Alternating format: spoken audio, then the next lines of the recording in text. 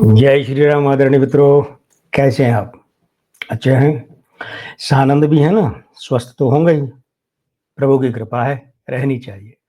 मैं आपका दोस्त, आपका मित्र, आपका प्यारा लक्ष्मीपुत्र डॉक्टर कुमार गणेश हाजिर हूँ एक बार फिर से आपके सामने किस्से कुमार से इसके आज के एपिसोड में।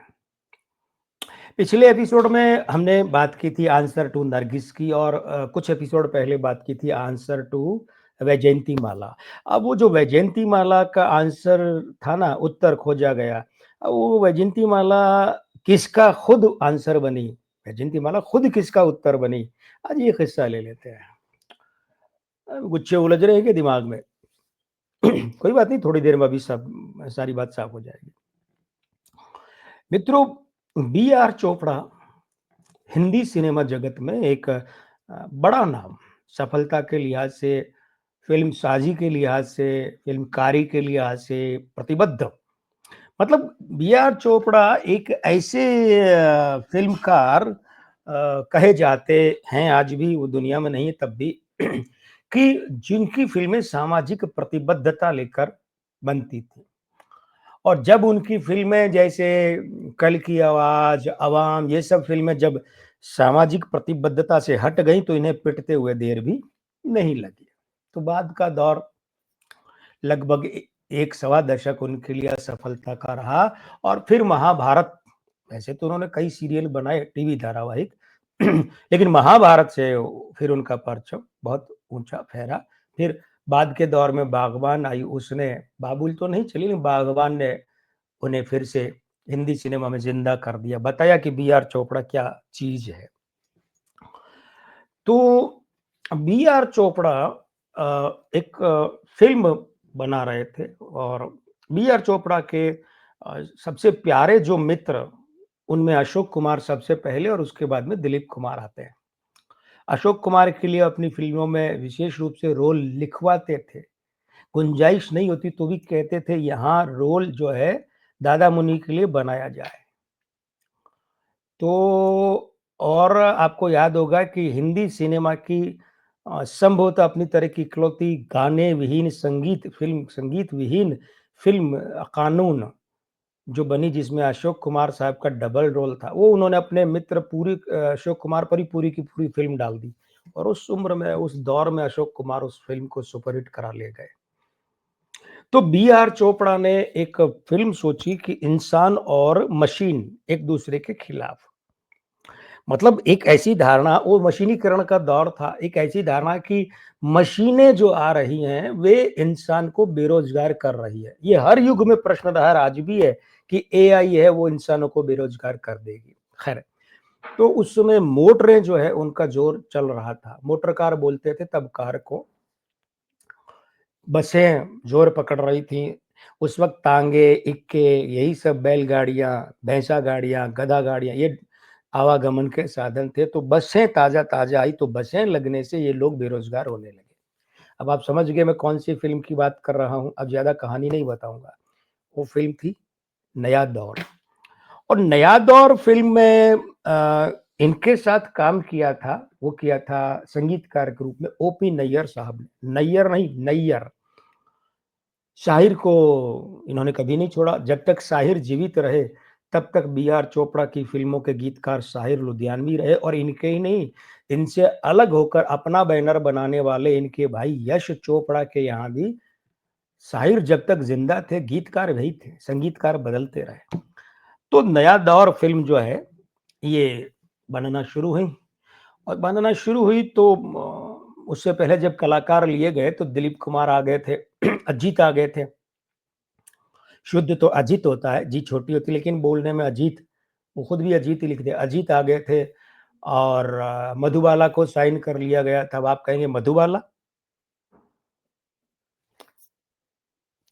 क्या कह रहे हैं डॉक्टर साहब? मधुबाला नया दौर में हमें तो दिखी नहीं कहीं, पूरी फिल्म में कहीं नहीं दिखी।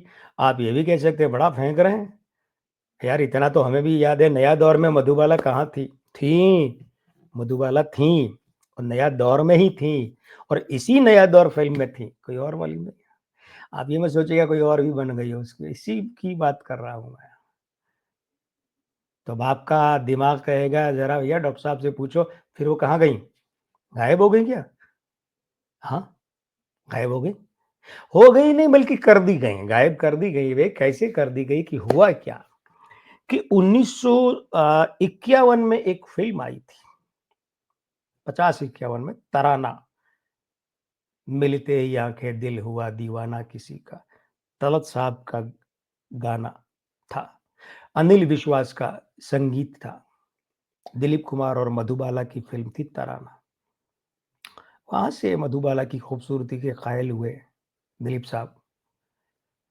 मधुबाला हुस्न ही ऐसा था, सौंदर्य ऐसा था कि ऐसे लगता है कि ऐसा सौंदर्य युगों-युगों में होता है।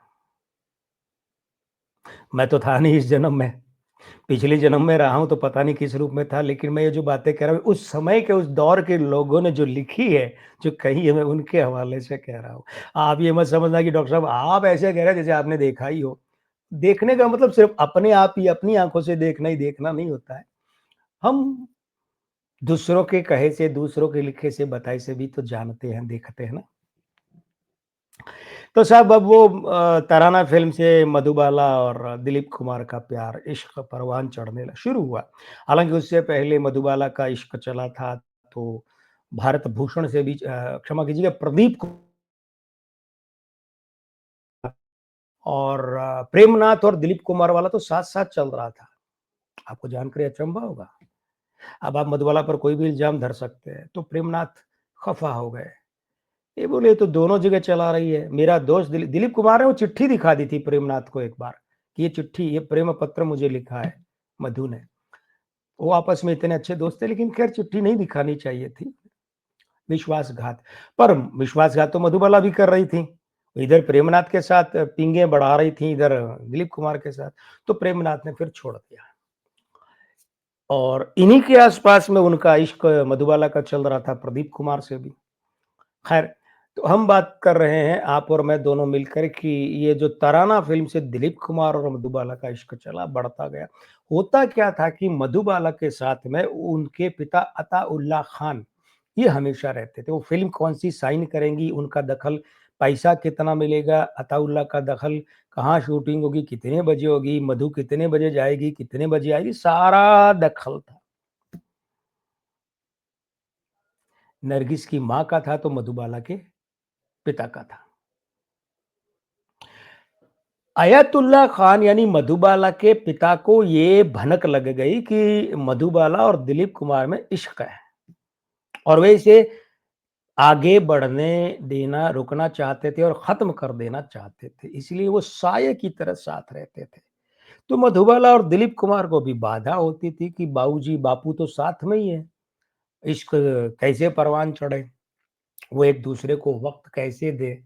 नहीं, हुआ क्या, ऐसा कहा जाता है, 2 पक्ष है। एक तो ये है कि बी आर चोपड़ा का अपना शेड्यूल था कि वो ग्वालियर में 40 दिन का आउटडोर शूट था और दूसरा पक्ष ये कहा जाता है कि बी आर चोपड़ा के बहुत खास थे दिलीप कुमार, तो दिलीप कुमार ने ये सोचकर कि यार ये इंडोर में तो यहाँ स्टूडियो शूटिंग में तो इसका बाप साथ रहता है ना? तो कोई आनंद ही नहीं है।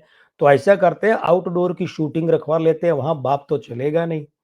और बाप नहीं चलेगा तो वहाँ फिर हमें खुली छूट मिलेगी और बाप चलेगा तो भी आउटडोर में कहाँ तक साथ होगा।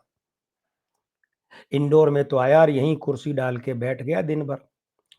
तो दूसरा पक्ष ये कहा जाता है कि दिलीप कुमार ने ऐसा सोचकर बी आर चोपड़ा से कहकर ग्वालियर में 40 दिन का आउटडोर शूट रखवाया। ये कहा जाता है, दोनों बातें। चलिए कुल मिलाकर इतना है कि 40 दिन का ग्वालियर में आउटडोर शूट था, कारण चाहे कुछ भी हो। अताउल्ला खान ने मना कर दिया, मधुबाला के पिता ने। बोले मधु आउटडोर शूट पर नहीं जाएगी, जो करना इंडोर करो। पी आर चोपड़ा अड़ गए, बोले भाई जो आउटडोर शूट करना है वो इंडोर कैसे कर लूं। बात बढ़ गई तो मधुबाला के पिता ने कहा फिर मधु ये फिल्म नहीं करेगी। तो बी आर चोपड़ा ने मधुबाला को निकाल दिया फिल्म से, कॉन्ट्रैक्ट जो होता है वो खारिज कर दिया, अनुबंध फिल्म से ही निकाल दिया। उन्होंने कहा मैं फिर उसे लूंगा जो आउटडोर शूट पे जाएगा, जबकि फिल्म कुछ शूट हो चुकी थी, बोले मैं रीशूट कर लूँगा, मैं खर्च उठा लूँगा, लेकिन मैं आउटडोर तो करूँगा।